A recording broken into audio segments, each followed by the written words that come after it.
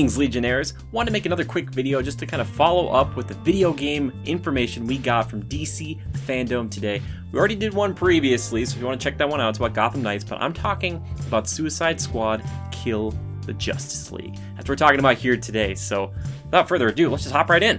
So I've been waiting for this for a little while now, and I was really excited about it because it's a Suicide Squad, which is a property that I know a decent amount about.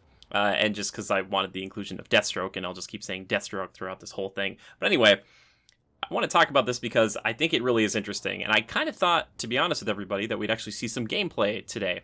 Kind of like we saw earlier with Gotham Knights, where they showed off a cinematic and then showed the gameplay. And watch, when I put this out, then they'll put the gameplay information out afterwards or something like that. I'll be like, no, how dare you? Anyway. So, the Suicide Squad is finally getting their kind of standalone game, which makes perfect sense to me, because Suicide Squad is a property that has, been in this area for a while where it is well known enough, but most people know it from the movie, and kind of, they like the idea of, like, anti-heroes or kind of villains being good guys some of the time, but I don't think we've really gotten into what makes them really interesting yet. So, the biggest question, I guess, coming into this was, like, what kind of game is it going to be? And so they talked about it quite a bit during the actual, or, like, kind of afterwards, I should say, so during the event. But we didn't really see it, which is, again, kind of frustrating. And from the look, I think that's the first thing that really stands out to me, how kind of, colorful it is. And I guess maybe I was wrong in this. I kind of thought it was going to look a lot like, the ARKHAM games previously.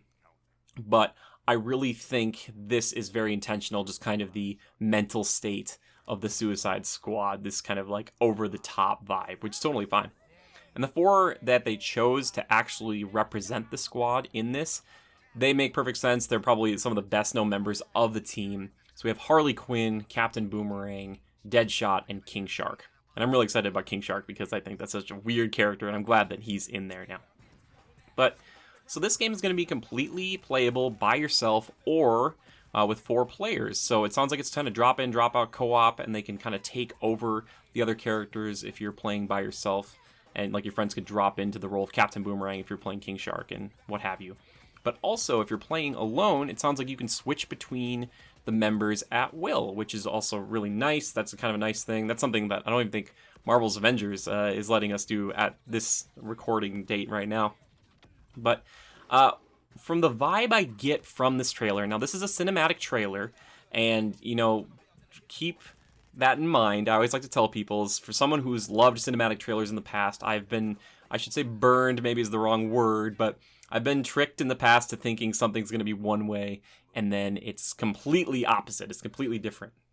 But the vibe I get here is a kind of potentially somewhat open world, mission structure similar to what we saw in, games like Arkham City, Arkham Knight, because that's kind of what they're known for.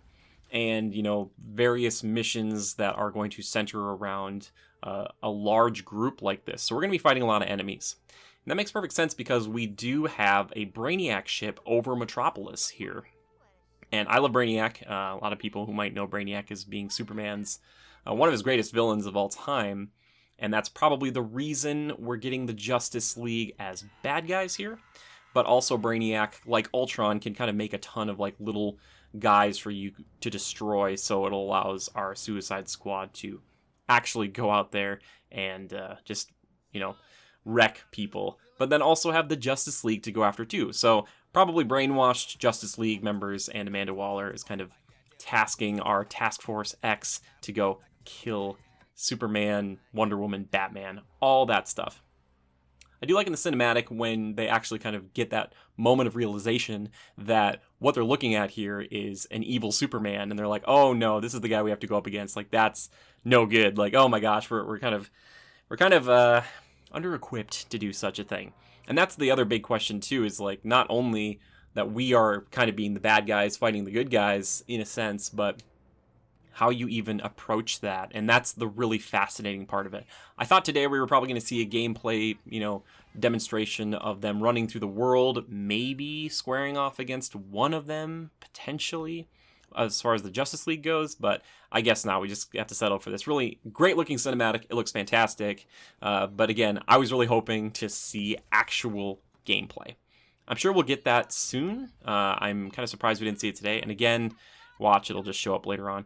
The one thing that's really fascinating about this game, and what we saw earlier with Gotham Knights, is this kind of interesting trend that we have here now with DC, where we are getting these games, these big kind of co-op games that I think are potentially, hopefully, for DC, what they're kind of hoping is a games as a service type model. I'm not saying that either of these games have been confirmed for this, but these kind of seem ripe for it.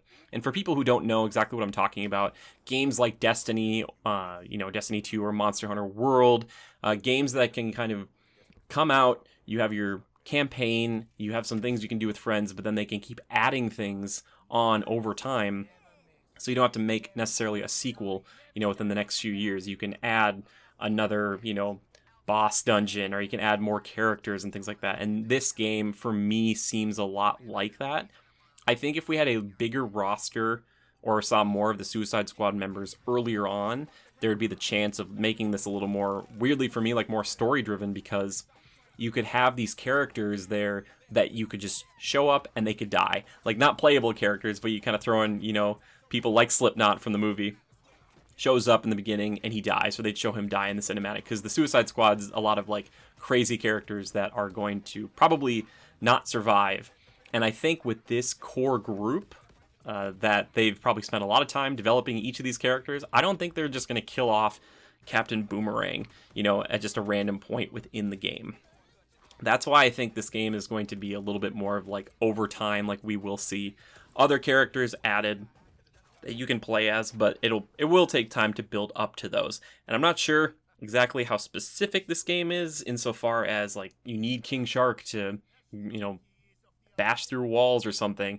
And as the kind of showcase afterwards, or the talk continued, I talked about kind of doing, that feeling of playing as these, enhanced individuals for some of them, but also really, really strong gunplay. I think we're probably going to see third-person shooting, because usually that's what they're known for. If they would have done first-person, I think we might have seen it by now, or they would have at least specified that too. Either way, for me personally, not that my 2 cents is going to really change anything at all. Again, I wish I could have seen the game.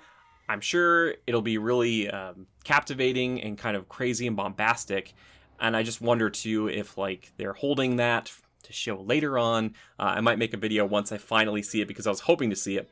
But to be honest with everybody, I really think it was going to look a lot like Gotham Knights, but maybe they're going to focus more so on the third-person shooting, and it's more of kind of at a distance, not as much melee as you see in Gotham Knights, because that's a team mostly focused of melee combatants. They have things they can throw for sure, but there's a lot of flipping and hitting people with sticks and whatnot, which is totally fine. I love that too.